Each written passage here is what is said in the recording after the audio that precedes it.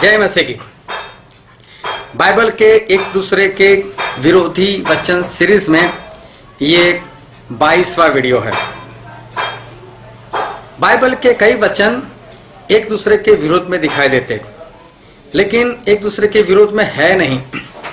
कई लोग एक वचन के विरोध में दूसरा वचन जो है वो दिखाते हैं, पर ये एक मूर्खता है। बाइबल के सभी वचन जो है वो सही है। अगर आप इसी तरह से परमेश्वर के वचन के ज्ञान में बढ़ना चाहते हो और मेरे चैनल पर नए हो तो मेरे चैनल को सब्सक्राइब करो और साथ में जो बेल आइकन है उसको टच करो, ताकि मैं जैसे ही वीडियो रखूं आपको तुरंत उसका नोटिफिकेशन जो है वो मिल जाए। और वीडियो अच्छा लगे तो उसको लाइक जरूर करना, शेयर जरूर करना, कमेंट भी करना, और अगर वीडियो अच्छा ना लगे तो डिसलाइक कर देना, पर वीडियो पूरा देखना। और आज का जो वचन है वो है रोमिया उसका 5वां अध्याय और उसका 12वां वचन। इसलिए जैसा एक मनुष्य के द्वारा पाप जगत में आया और पाप के द्वारा मृत्यु आई, और इस रीति से मृत्यु सब मनुष्यों में फैल गई, इसलिए कि सबने पाप किया।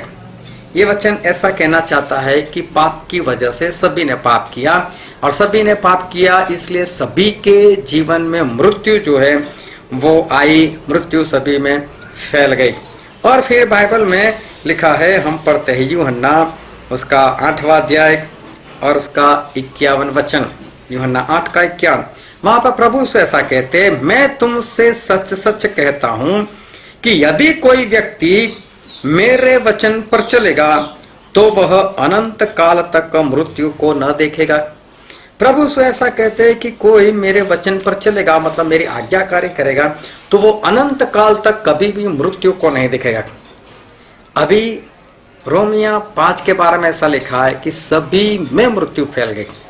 प्रभु से कहते जो मेरी आज्ञाकारी करते उनमें मृत्यु नहीं आएगी। तो दो में से सच क्या, सभी को मृत्यु मिलेगी, या कोई लोग ऐसे हैं कि जिनके जीवन में मृत्यु नहीं आएगी?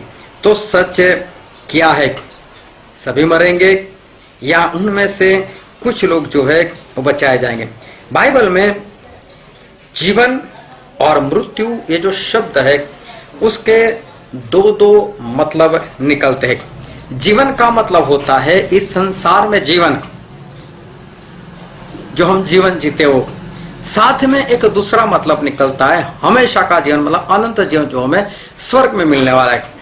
उसी तरह से जो मृत्यु शब्द है उसका भी दो मतलब, जिस्मानी मृत्यु और उसके बाद जो आग की जेल या नरक बोलते हैं उसमें जो डाले जाना उसको भी मृत्यु बोलते हैं। तो मृत्यु भी दो तरह के है, एक ये शारीरिक मृत्यु और उसके बाद में नरक में मृत्यु। और जीवन का भी दो मतलब होता है कि इस शरीर में जीवन और उसके बाद स्वर्ग में अनंत काल का जीवन जो है वो है। तो इसी तरह से दो मतलब निकलते हैं, और हम बाइबल में भी पढ़ लेते हैं इसको। और बाइबल में पढ़ते हैं प्रकाशित वाक्य उसका 20वां अध्याय और उसका 4, 5 और 6 वचन। प्रकाशित वाक्य 20, 4 से 6। फिर मैंने सिंहासन देखे और उन पर लोग बैठ गए और उनको न्याय करने का अधिकार दिया गया, और उनकी आत्माओं को भी देखा जिनके सिर यीशु की गवाही देने और परमेश्वर के वचन के कारण काटे गए थे, और जिन्होंने न उस पशु की और न उस की मूरत की पूजा की थी और न उसकी छाप अपने माथे और अपने हाथों पर ली थी। वे जीवित होकर मसीह के साथ 1000 वर्ष तक राज्य करते रहे, और जब तक ये 1000 वर्ष पूरे न हुए तब तक शेष मरे हुए न जी उठे।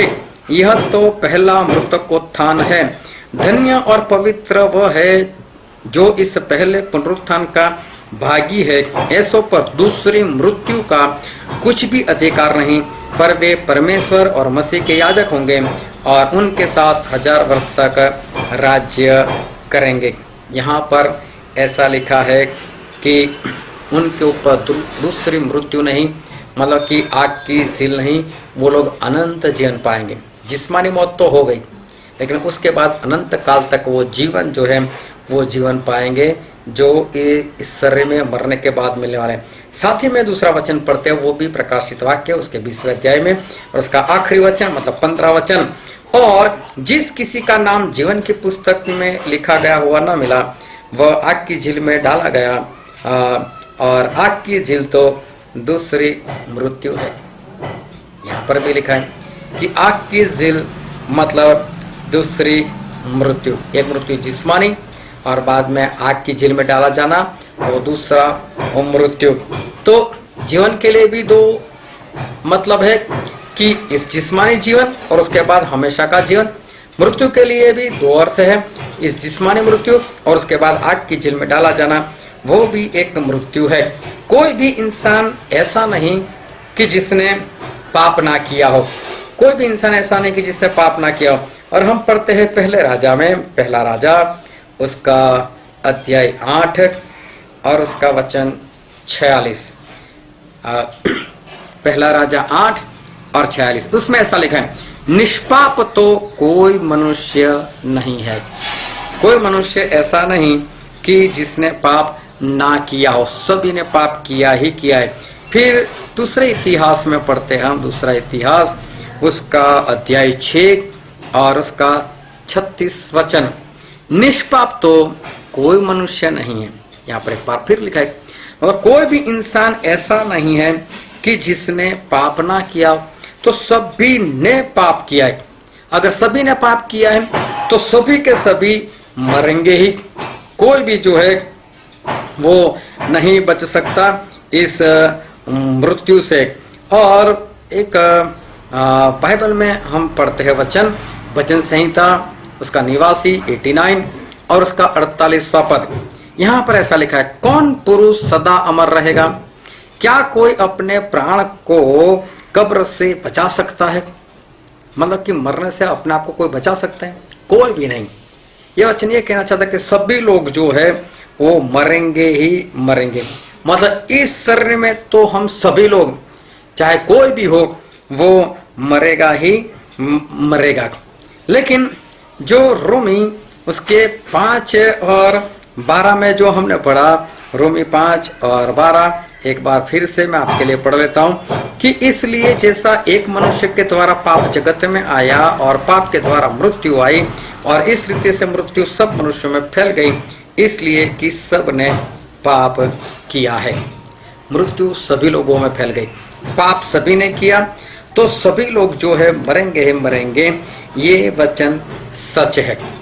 लेकिन परमेश्वर का वचन साथ में ऐसा कहना चाहता है। हम पढ़ते हैं जो वचन है मत्ती में, मत्ती उसका 7वां अध्याय और उसका 21वां वचन, मत्ती 7 और 21, जो मुझसे हे प्रभु कहता है, उनमें से हर एक स्वर्ग के राज्य में प्रवेश न करेगा, परंतु वही जो मेरे स्वर्गीय पिता की इच्छा पर चलता है। प्रभु का वचन ऐसा कहता है कि जो हे प्रभु करते, ऐसे प्रभु करने वाले सारे स्वर्ग में जाएंगे ऐसा नहीं, लेकिन वही स्वर्ग में जाएंगे जो परमेश्वर की मर्जी पर, मतलब उनकी आज्ञाकारी पर चलते हैं। सिर्फ वही लोग स्वर्ग में जाएंगे। मतलब आज्ञाकारी करो तो स्वर्ग में। और पहले कुरिन्थी में भी लिखा है, पहला कुरिन्थी उसका 7वां अध्याय और उसका 19 वचन, यहाँ पर लिखा है, न खतना कुछ है और न खतना रहित, परंतु परमेश्वर की आज्ञाओं को मानना ही सब कुछ है। आज्ञा मानना ही सब कुछ है। ना खतना कुछ है, ना खतना रहित होना कुछ है, लेकिन परमेश्वर की आज्ञा मानना वो ही सब कुछ है। और प्रभु यीशु ने यही कहा। एक बार फिर से हम पढ़ते हैं जो हमने पढ़ा था यूहन्ना उसके 8वें अध्याय का 51 वचन, मैं तुमसे सच सच कहता हूं कि यदि कोई व्यक्ति मेरे वचन पर चलेगा तो वो अनंत काल तक मृत्यु को ना देखेगा। मतलब आज्ञाकारी करेगा तो उसके जीवन में मृत्यु नहीं आएगी। तो वचन मानने से हमें जीवन मिलता है। वचन में मानने से हम स्वर्ग में प्रवेश कर सकते। जिस्मानी मौत तो आएगी आएगी, लेकिन उसके बाद जो दूसरा जीवन है, अनंत काल का जीवन जो है, वो हमें पक्का मिलेगा ही मिलेगा। उसने पाप तो किया ही था, पर वचन मानने के कारण वो स्वर्ग में जा पाएगा। वो मौत नहीं देखेगा। कौन सा मौत? जो दूसरी मौत है, मतलब कि नरक या तो आग की झील जिसको कहते हैं वो। तो रोमिया 5:12 में लिखा है कि सभी ने पाप किया और सभी के जीवन में मौत फैल गई। तो ये बात सही, हम सभी लोग मरने ही वाले, जिस्मानी मौत तो होने वाली। लेकिन जितने लोग परमेश्वर की आज्ञा पर चलेंगे, तो प्रभु से कहते जो मेरे वचन को मानता है वो मृत्यु को न देखेगा, मतलब कि आग की झील को न देखेगा, नरक को न देखेगा, वो स्वर्ग में प्रवेश कर पाएगा। तो दोनों वचन सच्चे हैं, दोनों वचन सही है। परमेश्वर आपको आशीष दे। आमीन।